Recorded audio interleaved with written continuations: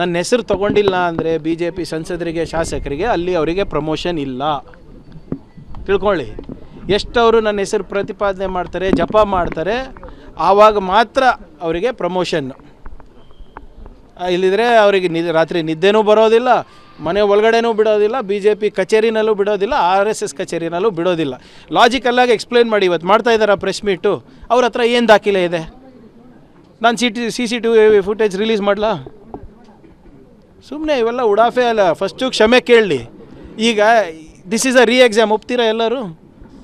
Exam why was there a necessary for exam? ನಿಮ್ಮ ಯೋಗ್ಯತೆಗೆ ಒಂದು ಎಕ್ಸಾಮ್ ನಡೆಸೋಕ್ಕಾಗಿಲ್ಲ. ವಾಯುಸೇನೆ, ನೌಕಾಸೇನೆ, ಬೇರೆ ಬೇರೆ ಸೇನೆಗಳು ಬೇಕಾಗಿತ್ತು ನಿಮ್ಗೆ ಪೇಪರ್ ತರಲಿಕ್ಕೆ. ನಿಮ್ಮ ವೈಫಲ್ಯತೆಯಿಂದ ಇವತ್ತು ಎಕ್ಸಾಮ್ ಆಗಿರೋದು. ಫಸ್ಟು ಎಕ್ಸಾಮ್ ಯಾಕೆ ಮೊದಲನೇ ಎಕ್ಸಾಮ್ನಲ್ಲಿ ಪೇಪರ್ ಲೀಕ್ ಯಾಕಾಯಿತು ಅದ್ರ ಬಗ್ಗೆ ಬಹಿರಂಗವಾಗಿ ಮಾತಾಡಲಿ ಅವರು.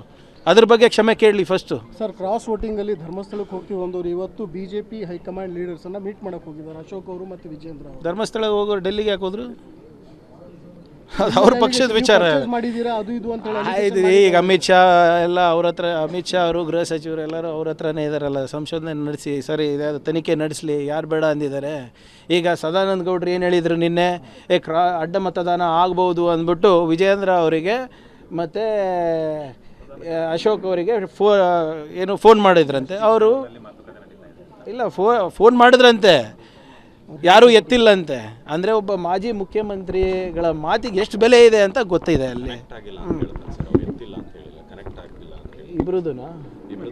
ಇಬ್ರದ್ದು ಕನೆಕ್ಟ್ ಆಗಿಲ್ಲ. ನೀವು ನಂಬ್ತೀರಾ? ಇಲ್ಲ, ಇಬ್ರದ್ದು ಕನೆಕ್ಟ್ ಆಗಿಲ್ವಾ? ಅವ್ರ PAಗಳದ್ದು PSಗಳದ್ದು ಕನೆಕ್ಟ್ ಆಗಿಲ್ವಾ? ಹಾಂ, ಆಯ್ತು, ಒಳ್ಳೆಯದು ಬಿಡಿ. ನನಗೇನು ಸಂಬಂಧ ಇಲ್ಲ ಅವ್ರದ್ದು. ಬಟ್ ಧರ್ಮಸ್ಥಳಕ್ಕೆ ಹೋಗೋರು ಇಲ್ಲಿಗೆ ಯಾಕೆ ಹೋದ್ರು ಅಂತ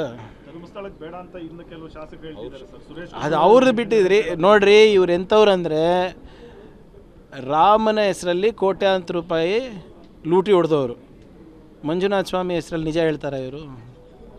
ಯಾರ ಹೆಸರಲ್ಲಿ ಇವರು ರಾಜಕೀಯ ಮಾಡ್ತಾರೆ ಆ ದೇವರಿಗೆ ಬಿಟ್ಟಿಲ್ಲ ಅಂದರೆ ಧರ್ಮಸ್ಥಳದಲ್ಲಿ ಕರೆಕ್ಟಾಗಿ ಹೇಳ್ತಾರಾ? ಮತ್ತು ಇವ್ರದ್ದೆಲ್ಲ ಇವರೆಲ್ಲರೂ ಕೂಡ ಹೋಗಿ ಅಲ್ಲಿ ಮಾಡಬೇಕಪ್ಪ ಪ್ರಮಾಣ. ನಮಗೇನು ಮಾಡೋದಿದೆ? It's their internal party politics. ಶುರು ಏನಾಗಿದೆ ನೋಡಿ ಸರ್, ಭಾಳ ಸ್ಪಷ್ಟವಾಗಿ ಇಲ್ಲ ಕೇಳಿ. ಮೊನ್ನೆ ಏನು ಹೇಳಿದ್ರು ಕೇಂದ್ರ ಸಚಿವರು HDK ಸಾಹೇಬ್ರು? ಏನು ಹೇಳಿದ್ರು ಮೊನ್ನೆ? ನಾನು ಫ್ರೀನೇ ಇರ್ತೀನಪ್ಪ. CM ಅವ್ರು ಬ್ಯುಸಿ ಇರ್ತಾರಲ್ಲ, CM ಅವರು ಒಂದು ನಿಮಿಷ ಬ್ಯುಸಿ ಇರ್ತಾರೆ, ಅವ್ರು ಯಾವಾಗ ಕರೀತಾರೆ ಬರ್ತೀನಿ ಅಂತ. ಮಾನ್ಯ ಮುಖ್ಯಮಂತ್ರಿಗಳು ಕರೆದಾಗ ಇಲ್ಲ ನನಗೆ ಅವತ್ತಿನ ಡೇಟ್ ಆಗಿಲ್ಲ, ನೀವು ನೆಕ್ಸ್ಟ್ ಡೇಟ್ ಕೊಡಿ, ನಾವು ಇಲ್ಲಿ ಬರೋಕ್ಕಾಗಲ್ಲ, ಅಲ್ಲಿ ಬರ್ತೀವಿ ಅಂದರೆ ವಿಧಾನಸೌಧಕ್ಕಿಂತ ಜಾಗ ಬೇಕಾ ನಿಮ್ಗೆ ಚರ್ಚೆ ಮಾಡೋಕ್ಕೆ? ಜನರ ಮುಂದೆ ಬನ್ನಿ, ಅರೆ ನೀವು ಕರ್ಕೊಂಡು ಬನ್ನಿರಿ 5 ಜನಕ್ಕೆ. ಈಗ ಮೊನ್ನೆ ಇದೇ ವಿಧಾನಸೌಧದಲ್ಲಿ ಮಂಡ್ಯನಲ್ಲಿ ನಿಮ್ಮದು ಎಲೆಕ್ಟ್ರಿಕ್ ವೆಹಿಕಲ್ ಟೆಸ್ಟಿಂಗ್ ಸೆಂಟರ್ ಬಗ್ಗೆ ಚರ್ಚೆ ಮಾಡಿದ್ರಿ. ವಿಧಾನಸೌಧನೇ ತಾನೇ ಕೇಂದ್ರ ಸ್ಥಾನ, ಇಲ್ಲೇ ತಾನೇ ಜನಪ್ರತಿನಿಧಿಗಳಿರೋದು. ಇಲ್ಲಿಂದ ಈಗ ನಾನು MLA ಅಂದರೆ ಯಾರಿಗೆ MLA? ಚಿತ್ತಾಪುರ ಜನರಿಗೆ 2.5 ಲಕ್ಷ ಜನಗೆ ನಾನು ರೆಪ್ರೆಸೆಂಟ್ ಮಾಡ್ತೀನಿ. ಬನ್ನಿ ವಿಧಾನಸೌಧಕ್ಕೆ, ಅಲ್ಲೇ ರೆಪ್ರೆಸೆಂಟ್ ಯುವರ್ ಪೀಪಲ್. ನನಗೆ ಗೊತ್ತಿಲ್ಲಪ್ಪ, ಅವ್ರಿಗೆ ಕೇಳಿ, ಬರ್ದವ್ರಿಗೆ ಕೇಳಿ. ಈಗ ಅವ್ರು ಏನು ಹೇಳಿದ್ರು ಮೊನ್ನೆ, ಫ್ರೀ ಇದ್ದೀನಪ್ಪ, CM ಅವ್ರು ಯಾವಾಗ ಕೊಡ್ತಾರೆ ಟೈಮು? CM ಅವ್ರು ಕರೆದ್ರು. ಇಲ್ಲ ನಂಗೆ ಟೈಮ್ ಇಲ್ಲ ಅಂದರೆ ನಾವೇನು ಮಾಡೋಕ್ಕಾಗ್ತದೆ? ಅವ್ರಿಗೆ ಕೇಳಿ.